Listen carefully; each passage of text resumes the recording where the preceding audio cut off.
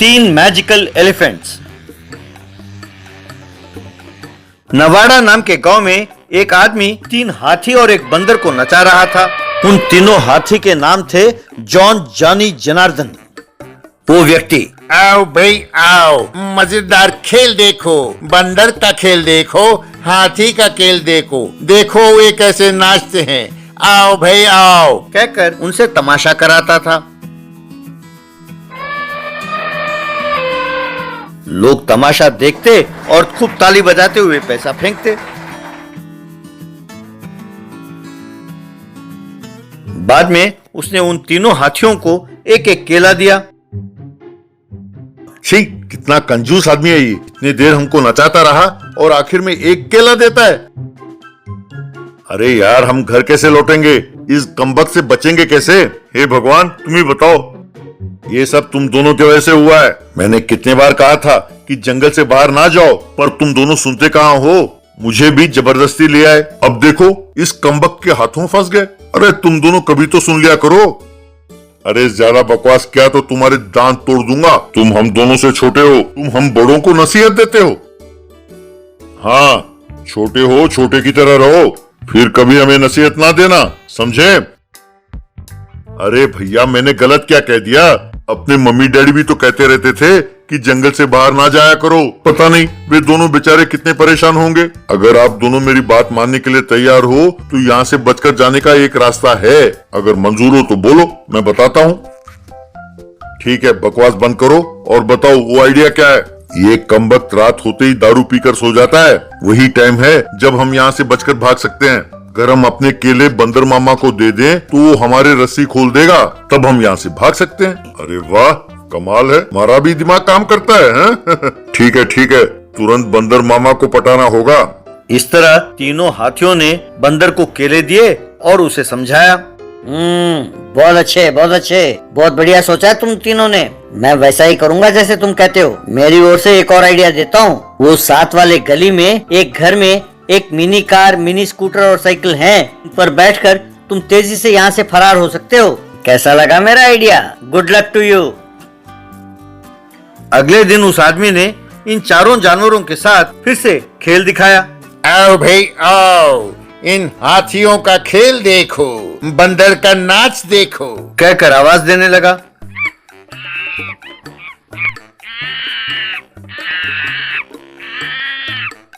उसके बाद खूब दारू पीकर सो गया।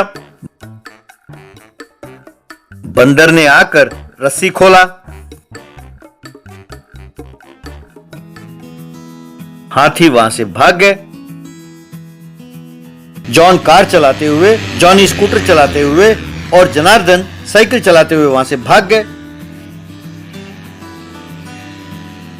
सवेरा हुआ, फिर भी वो उन गाड़ियों में जा रहे थे। तीनों एक जगह रुके। भैया, सुबह हो गई। अब अगर किसी ने हमें इन गाड़ियों में जाते हुए देख लिया तो मुसीबत हो सकती है। हमारे मालिक के साथ साथ इन गाड़ियों के मालिक भी हमें ढूंढ रहे होंगे। जंगल यहाँ से थोड़ी दूर पर ही है, चलो यहाँ से पैदल जाते हैं। अरे तुम अपना मशवरा देना बंद करो। इस सड़क पर यूं मजे से गाड़ी चलाते हुए जाएं, तब भी हम जंगल पहुंच जाएंगे। और तुम हो कि कहते हो पैदल जाएंगे, पैदल जाएंगे। हैं? तुम्हारा दिमाग ठीक है? हम नहीं आने वाले। तुम चाहो तो जाओ पैदल।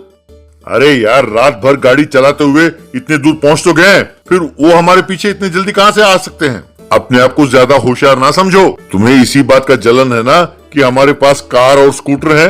क्योंकि साइकिल चलाने में तुम्हें तकलीफ होती है ना। तुम्हें इसी बात की चिंता है और इसे छुपाने के लिए ना जाने क्या क्या बहाने बनाते हो। यार जॉन, चलो हम चलते हैं। अब इससे क्या बात करना है यार। यूं जॉन और जानी वहां से चले गए। थोड़ी दूरी पर एक पुलिस चेक पोस्ट मिला। इन दोनों हाथियों को देखकर एसआई, एक कांस्टेबल्स, लगता है ये हाथी जंगल से भाग आए हैं। इन्हें तुरंत पकड़कर जू वालों को सौंपना होगा। फॉरेस्ट डिपार्टमेंट वालों को बुलाओ, इन्हें बांधकर ट्रक में चढ़ाना होगा। ये सुनकर जॉन और जानी परेशान हो गए। यूं उन्हें ट्रक में ले जाने लगे। तभी जनार्दन माँ बाप के साथ सड़क के बीचों बीच खड़े हो गए। पुलिस वाले उन हाथियों को देखकर डर गए और वहां से भाग गए। तब जनार्दन ने जॉन और जानी को छुड़ाया। फिर सब मिलकर वहां से जंगल के अंदर भाग गए। जनार्दन, आज अगर तुमने हमें ना बचाया होता तो हम जिंदगी भर उस जू में पड़े रहते। अरे यार, हम समझ गए कि तुम बहुत होशियार हो। इतने दिन हमने तुम्हारा अपमान किया, उसके लिए हम दोनों माफी चाहते हैं भैया।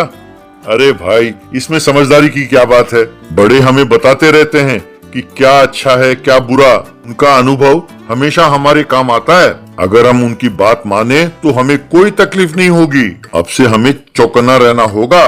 तब से वो तीनों भाई जंगल में खुशी खुशी रहने लगे। मैजिकल गोट मोटरबाइक मटन वाला।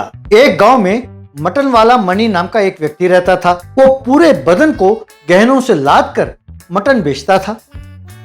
दिन बर दिन उसके बदन में सोना बढ़ता ही जा रहा था। ये देखकर ग्राहक हैरान होते थे। वैसे मणि के कई गांवों में मटन की दुकानें थी। एक दिन मणि का साला मुत्तू उसके मटन की दुकान पर आया। जीजा जी, मैं बस जानकारी के लिए पूछ रहा हूँ, शहर में मेरे गहनों का व्यापार है ना, फिर भी मैंने इतना पैसा नहीं कमाया। एक चेन और ब्रेसलेट खरीदने के लिए मुझे इतना समय लग गया है, पर सिर्फ मटन शॉप चलाते हुए आपने इतना धन कैसे कमाया? वो टॉप सीक्रेट है। अगर तुम वादा करो कि किसी से नहीं कहोगे तो मैं बताता हूँ। ना जीजा जी, मैं क्यों बताऊंगा? आप खुशहाल रहोगे तो मेरी दीदी खुशहाल रहोगी, है ना? सब बाजार में जाकर भेड़ बकरी खरीद कर धंधा करते हैं, पर मैं अपने मैजिकल बाइक में जाकर भेड़ बकरियों को हाँक कर लाता हूँ। 1 रुपया भी खर्च नहीं करता, सारा का सारा मुनाफा ही है। इससे ज्यादा ना पूछो, मैं नहीं बताऊंगा। अब चलते बनो। मैजिकल गोट बाइक कहकर अपना सिर खुजाने लगा और चला गया। अगले दिन मणि अपने मैजिकल बाइक में बैठकर अपनी पत्नी कोमली से जंगल में जाकर शिकार करके आता हूं, बाय कहकर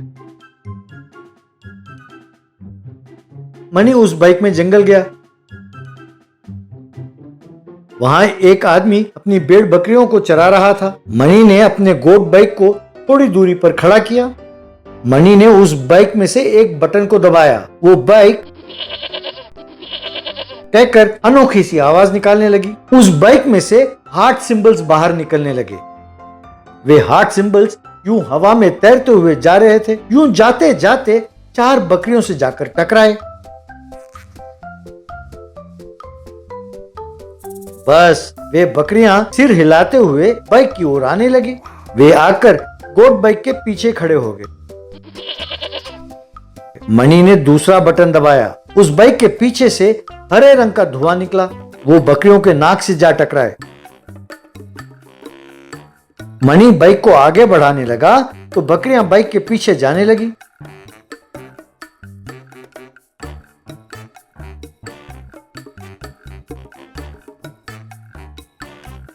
मणि ने अपना बाइक को गांव के बाहर अपने गोदाम के पास ले गया तो बकरियां भी गोदाम के पास गए। मणि ने उन बकरियों को गोदाम में अंदर बंद कर दिया। यूं मणि हर रोज अपने गोट बाइक द्वारा भेड़ बकरियों को चुरा कर लाकर गोदाम में छिपा देता था। उस गांव के चरवाहे क्या हो रहा है ये समझ ना पाकर सिर पकड़कर रह जाते थे। एक दिन जंगल के लिए रवाना हो रहा मणि से कोमली, अजी, गोट बाइक को साइंटिस्ट से तैयार कराकर इसका नाम मैजिकल गोट बाइक रखा है, पर आप जो कर रहे हैं ये हाईटेक चोरी है। यू लोगों को ठग कर पैसे कमाओगे तो भगवान कभी माफ नहीं करेगा।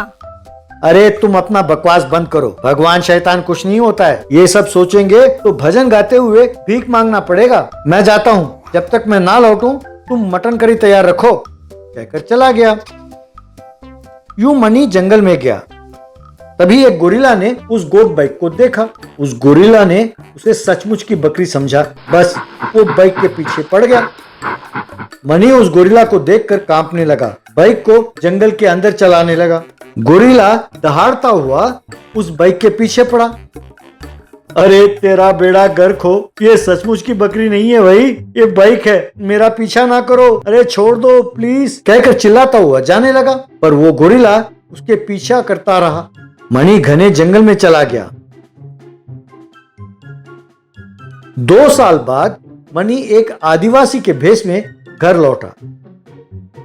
इतने दिन कहाँ थे? ये क्या भेष बना रखा है? इतने दिन आपकी तलाशी करते करते थक गए तो ये सोचकर आप मर गए हैं। मैंने तो डेथ सर्टिफिकेट भी बना लिया।